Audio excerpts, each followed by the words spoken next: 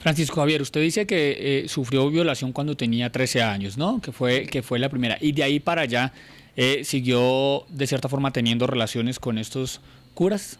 Es decir, a los 13 años que Jaime Alonso Vázquez Bustamante, quien era padre y director de Pastoral Social en ese entonces en el Guaviare, cuando él me abusó, a los 14 años, él me presentó al hermano y me hizo llevarle un sobre y me sometió su hermano a que le hiciera lo mismo que yo le hacía ya al padre Jaime Vázquez, o que sino que él le iba a avisar al padre para que él fuera donde mi familia y ya sabía qué le pasaba. Desde ese entonces, ellos dos me han tenido a mí sometido a tener relaciones sexuales, quiera o no quiera, obligado. He tenido que ir lloviendo, tronando, a cualquier hora de la madrugada me tocaba salir, contestar llamadas telefónicas, y muchas veces ya adulto, teniendo a mi mujer, tenía que argumentarle diciéndole a ella que este señor me llamaba, que yo trabajaba con él, llevándole carros o con documentos, que yo tenía que argumentarle esas cosas a mi familia, que yo trabajaba con ellos y que de esa forma ellos me daban el dinero. De hecho, fue tanto así que a mí me tocó llegar a decir que yo era pensionado de la policía, que cuando alguien me preguntara, que yo dijera que yo era pensionado de la policía, y me mandó a sacar unas fotos para que yo colocara en la sala cuando alguien preguntara, y dijera yo que yo era un pensionado, que yo tengo una discapacidad. Cuando niño trabajaba, le decía yo a mi mamá que yo quería ayudarle en vacaciones, y mi mamá me ayudaba a conseguir un trabajo con una señora que vendían buñuelos, y allí perdí mi dedo, y a través de eso Jaime me dijo que como yo tenía esa discapacidad, que dijera que yo tenía el más del 65% de incapacidad, y que así podía justificar de dónde me llegaba la plata que ellos me daban para el sostenimiento de mi mamá y mis dos hijos, que ellos creen que tengo dos hijos, pero que yo tengo cuatro. Tengo dos niñas, incluso una de ellas tiene síndrome de Down, y también me ayudó para que yo hiciera esto. A mí me da pena de pronto tener que comentar esto, pero es necesario que el país sepa que yo nunca quise, que a mí ellos nunca me pudieron convertir en lo que su hermano Carlos en repetidas veces me decían, que yo tenía que ser una mujer también como ellos, y no soy capaz. A mí Dios me libró y nunca tuve ese consentimiento. De hecho, el amor por las mujeres sigue siendo intacto, y yo amo a mi mujer, a la que hoy en día tengo. Francisco, pero el padre ahora congresista niega rotundamente estas denuncias que usted está haciendo. Si él lo niega, me gustaría decirle a él que ojalá vea esto, decirle que no sea tan cruel, que acepte que él me hizo un daño, que él no me dejó vivir, que él me dañó la vida, y que él y su hermano me sometieron hasta este momento, que se den de cuenta que yo no soy nadie, que no me permitieron ni siquiera trabajar, ni siquiera estudiar ni formarme, que se arrepientan, porque si aquí en la tierra no los castiga Dios, sí los va a castigar. O sea, que usted lo tuvo que hacer por necesidad y por su familia. Por amenazas, porque yo siempre que quería trabajar ellos no me permitían. Ellos incluso llegaron a formar espectáculos. La vez que Carlos Fernando Vázquez me violó en Cempagua, siendo el coordinador o director de ese instituto, él argumentó, él me dio 100.000 pesos y argumentó después que yo le había robado esos 100.000 pesos, y fue así donde él a voz baja me changolotea y me dice que mirara el poder que ellos tenían, que a mí nadie me iba a creer y que yo siempre iba a quedar por el piso. Y en ese momento él me hizo quedar como un ladrón, y así él me dañó la hoja de vida siempre para que yo no pudiera trabajar. Cuando una vez quise trabajar en Empoagua, rompiendo calles, ellos también se enteraron de eso y me obligaron a que yo no fuera a trabajar para que la empresa me echara, me cancelaran el contrato. Y quiero que el país sepa que esas dos personas que los pueden tener en un concepto como si fueran dioses, no son ningunos dioses, ellos son unos criminales que yo sé que pueden estar abusando incluso en estos momentos de más jóvenes pobres y vulnerables y brutos como ellos están acostumbrados a someter a la gente.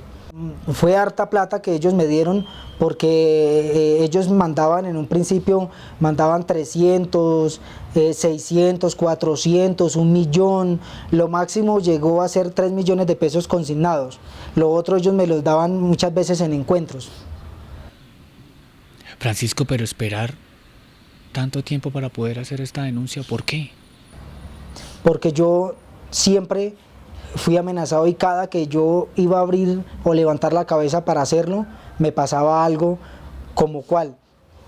Una vez, siendo niño, quise denunciarlos. Cuando este señor me inventó que yo era un ladrón, después de esos días después, ellos miraron la intención que yo tuve de querer comunicar y de que supieran que, qué habían hecho ellos conmigo. Llega un carro y me coge a mí. Yo venía por la calle Novena del comando de policía de San José del Guaviare hacia mi casa, y entre la caseta comunal y la plaza de mercado de la calle Novena en San José me cogió un carro con unos manes. Recuerdo uno de ellos tenía los ojos como azules o verdes y me puso la pata en la cara y me dijo que ellos eran del grupo de limpieza y que me iban a matar porque yo les había robado una plata a los sacerdotes. Y es ahí donde empiezan a darme vueltas en el carro y con radios y armas, cerrajeando sus armas y haciendo sonar sus armas, sacándole a sus armas los tiros y volviéndoselo a meter y llamando por unos radios diciendo que traigan una bolsa, que traiga 2 o 3 bolsas para negras grandes, lo más grande que hubiera, para separarme, para picarme y separarme y botarme al río. De hecho, cuando ese episodio pasó, me pararon frente a mi casa. Yo calculo el trayecto de la calle Novena hacia mi casa y calculo cuando ellos me tienen frente a mi casa, y de hecho uno de ellos me dice: Chino, lo tenemos frente a su casa, si quiere ore porque esta es la última vez que usted va a estar frente a su casa, porque ya en estos momentos nos dirigimos para el río y ya sabe qué le va a pasar, mal parido. Y me llevan hacia la esquina de donde doblan el rebalse y cogen efectivamente para el río.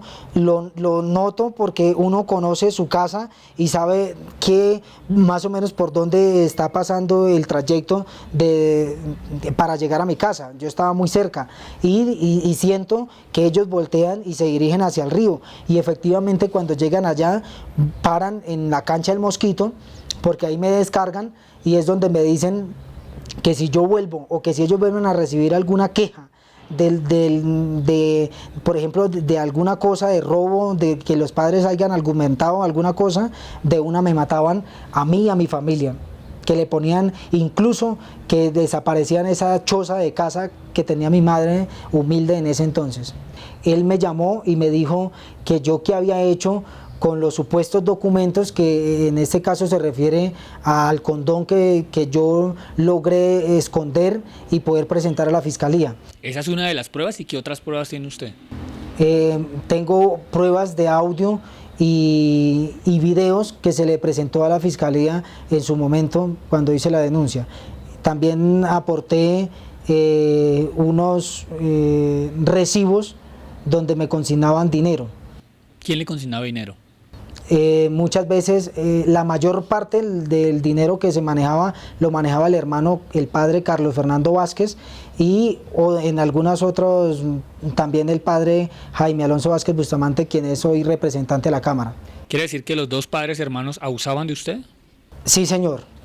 Ellos dos abusaban de mí, y yo sé y tengo cómo demostrar que ellos me utilizaban como si yo fuera una pelota que se la lanza el uno al otro y cuando la necesita nomás. Yo era un objeto sexual para ellos. ¿Usted recibió amenazas por parte de estos curas? ¿Amenazaron a su familia? Ellos a mí me amenazaron de que si yo llegaba a abrir la boca, que simplemente con una llamada ellos me callaban a mí. De hecho, el padre Carlos Fernando Vázquez Bustamante, su hermano, me dijo en algún momento que si él hubiera querido, era sino pedirle a un señor que se llama o lo llaman Caracho, que él lo ayudó a desmovilizar, y que el centro de operaciones de ellos era Villavicencio, que si alguna cosa, que para él era más fácil para matarme en Villavicencio, que por eso me tenían allá, porque ellos pensaban que algún día yo iba a querer hablar y me iban a callar de esa manera. Por eso les digo hoy también, yo le pido al presidente, a las Naciones Unidas, a los gobiernos, al mismo Papa, que yo confío y sé que puede ser una gran persona y no hay duda, pero que ellos me ayuden y que hagan que esta gente pague, porque ellos son unos criminales. Ellos son unos criminales y sé que pueden estar haciendo eso con más personas. Y le invito a aquellas personas que están sufriendo eso, y si son niños, que hablen, que no se dejen intimidar, que es mejor que hablen y no tengan que vivir el infierno y la tortura que tuve que vivir yo hasta ahorita. Yo soy hombre. Y soy muy orgulloso de que Dios me haya mandado hombre, porque yo amo a las mujeres. A ellos a mí no me pudieron cambiar. Y de hecho, cuando yo tenía relaciones con ellos, a mí mi pene nunca se me paró. Y el Jaime Vázquez, congresista, me ultrajaba y me pegaba y me apretaba el cuello en las veces que yo no tenía erección. Y él me decía que si yo le llegaba a levantar la mano, que él inmediatamente llamaban y me mataban a mi familia.